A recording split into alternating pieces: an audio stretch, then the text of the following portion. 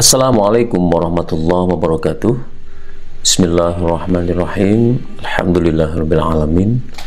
Allahumma shalli wa sallim wa barik ala sayyidina Muhammad wa ali Muhammad. Saudara-saudara, jumpa kembali di quote pagi. Ini melanjutkan quote sebelumnya.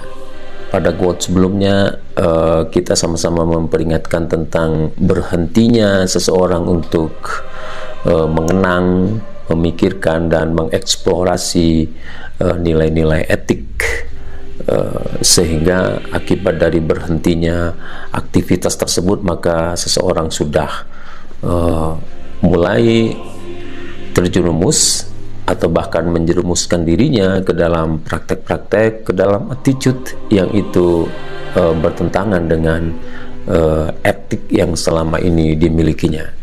Saudara-saudara, kita terlahir di dalam sebuah lingkungan, bahkan sebuah tradisi keagamaan yang kesemuanya itu memiliki seperangkat etik, ya, dan tentunya nilai-nilai etik.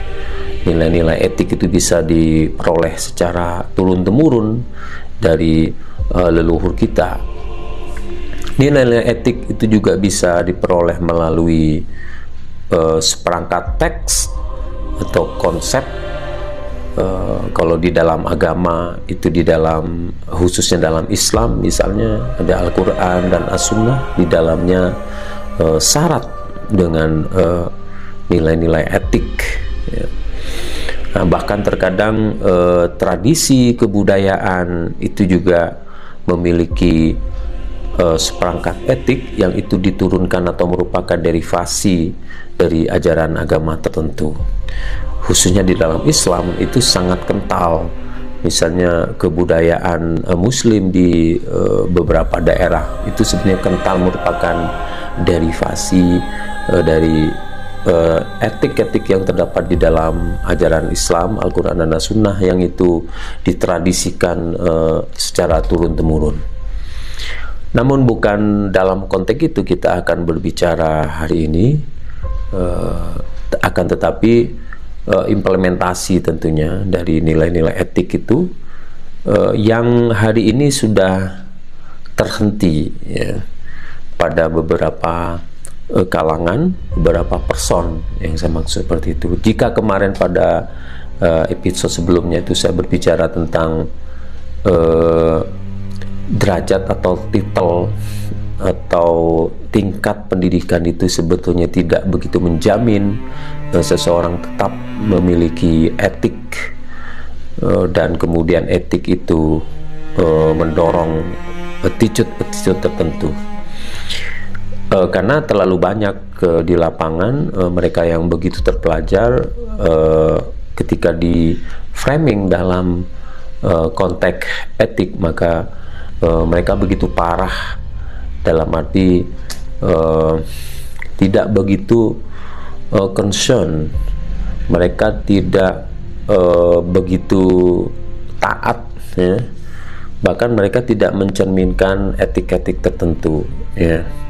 Mulai dari cara berpikir, dan yang nampak oleh kita adalah cara berbicaranya, cara berkomunikasi, ya, itu mencerminkan seperangkat etik yang dimiliki oleh orang tersebut, atau bahkan itu mencerminkan apakah orang tersebut memiliki seperangkat etik atau tidak.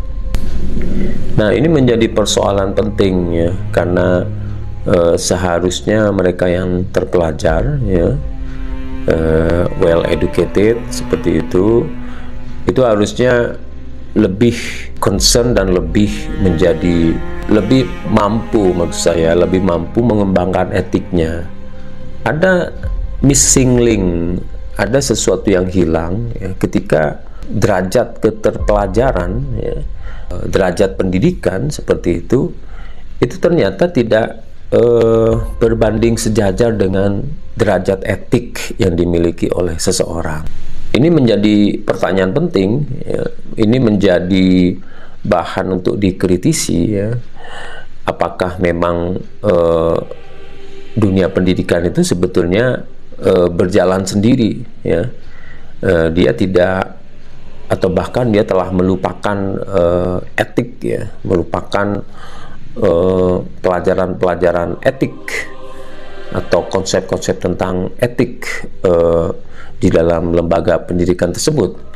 Oleh karena itu penting untuk dipikirkan kembali, seharusnya lembaga pendidikan itu mampu untuk mereminding, ya, etik kepada peserta didiknya, sehingga nanti ketika mereka menjadi orang yang terpelajar, mereka tetap menjadi insan-insan atau person-person yang memiliki atau tidak melupakan seperti itu, tidak melupakan etik-etik yang penting bagi kehidupan dirinya dan masyarakat di sekitarnya. Karena menurut saya etik itu berkontribusi besar bagi kehidupan manusia, ya. Keterpelajaran ya berkontribusi terhadap kehidupan manusia, akan tetapi suatu saat keterpelajaran itu juga menjadi ancaman bagi kehidupan manusia. Nah, keterpelajaran agar dia berkontribusi bagi kehidupan manusia, maka dia harus diimbangi dengan etik, ya, dengan seperangkat etik, ya. Agar keterpelajaran tersebut berkontribusi dan agar keterpelajaran tersebut justru tidak merusak orang yang terpelajar dan masyarakat atau bahkan lingkungannya. Ini menjadi penting. Jadi keterpelajaran dan etik itu harus digabungkan, harus include di dalam diri seseorang. Yang kita saksikan selama ini adalah keterpelajaran berdiri sendiri. Artian seseorang begitu terpelajar dengan diraihnya titel-titel yang besar, doktor, ya, profesor, ya. Akan tetapi karena dia tidak diimbangi dan tidak include di dalamnya ada etik, maka langsung begitu kelihatan ekses-eksesnya.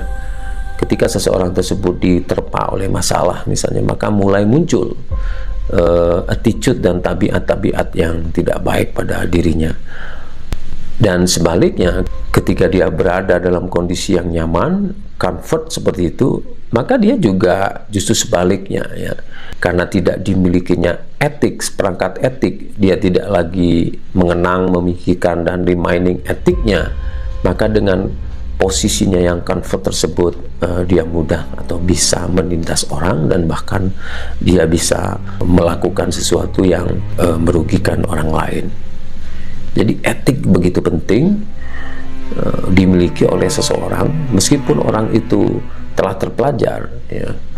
Semakin terpelajar maka seharusnya dia semakin memiliki etik dan dia mampu mengeksplorasi etiknya menjadi lebih baik lagi, menjadi lebih sempurna etiknya, seperti itu. Nah, saudara-saudara, mungkin Anda bertanya, etik seperti apa yang harus dimiliki dan terus dikembangkan? Kita kembali kepada yang Pak sampaikan di awal tadi, bahwa etik itu bisa kita dapatkan dari lingkungan yang baik. Khususnya etik itu bisa diperoleh dari nilai-nilai ajaran agama. Ya, kalau di dalam Islam ada Al-Quran dan hadis. Jadi etik itu merupakan ekstrak, merupakan derivasi, nilai-nilai turunan, nilai-nilai normatif yang kemudian diturunkan dalam kehidupan kita sehari-hari dan kemudian itu menjadi rambu-rambu baik dan buruk, boleh tidak boleh, kemudian sopan tidak sopan dan sebagainya.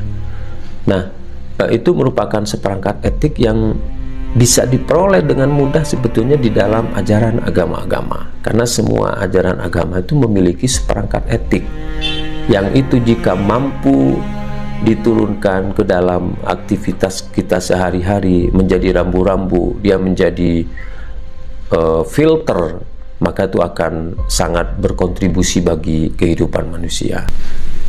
Nah, sekali lagi yang perlu kita tekankan adalah bahwa kondisi keterpelajaran seseorang itu tidak menjamin seseorang menjadi baik, ya. Tidak menjamin seseorang menjadi seseorang atau person yang berkontribusi untuk kebaikan lingkungannya. Kalau Anda katakan bahwa orang dengan keterpelajarannya itu berkontribusi bagi kehidupannya, bagi kehidupan orang sekitarnya, dan sementara keterpelajarannya tidak diimbangi dengan etik, maka akan segera tampak bahwa kontribusi tersebut adalah kontribusi semu, ya. Kontribusi sesaat, ya. Akan tetapi manakala keterpelajaran itu diimbangi dengan etik, maka kontribusi keterpelajaran itu akan dirasakan terus-menerus, ya. Nah, kita kembali kepada hal penting yang saya sampaikan di awal, bahwa kondisi keterpelajaran yang tidak diimbangi dengan etik, maka kondisi keterpelajaran itu tidak akan berkontribusi, tidak cukup berkontribusi bagi kebaikan diri dan lingkungan sekitarnya. Kalau orang begitu terpelajar tapi dia tidak punya etik, dan kita mengira bahwa keterpelajarannya itu telah berkontribusi bagi dirinya dan bagi orang lain, maka akan segera tampak sebetulnya semuanya daripada kontribusi tersebut. Karena sebetulnya kontribusinya itu kontribusi sesaat, seperti itu. Ya, bisa saja kontribusinya itu hanya merupakan topeng, seperti itu, topeng untuk semakin membesarkan dirinya. Dan istilah semakin membesarkan dirinya itu sebetulnya kepentingan, syarat dengan kepentingan pribadi, kepentingan kekuasaan, kepentingan pamor, kemewahan, reputasi dan sebagainya, ya. Jadi akan segera tampak keterpelajaran yang tidak diimbangi dengan etik.